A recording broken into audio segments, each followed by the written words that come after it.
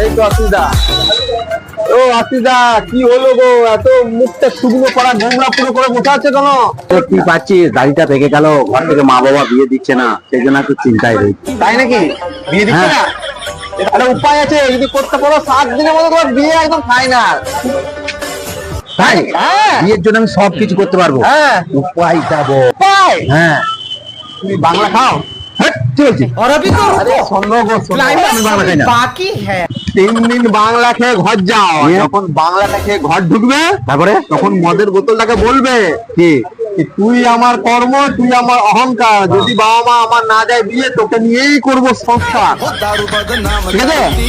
3 দিনের মাথায় যদি তোমার বিয়ে না হয়, আমার কানটা কেটে আমাকে মনটা খাইয়ে দিও। বলো কি বলবে?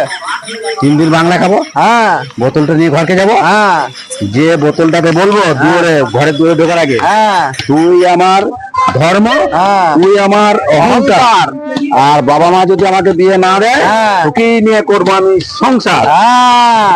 আর বিয়ে 7 দিনের মধ্যে তোমার বিয়ে হয়ে যাবে। তাই? হ্যাঁ, মনটা খাওয়াবে যদি বিয়েটা হয়ে যায়। ঠিক আছে? এমন বুদ্ধি শুনিয়ে দিয়ে গেল, এ লাস্টে মার খাবো না তো?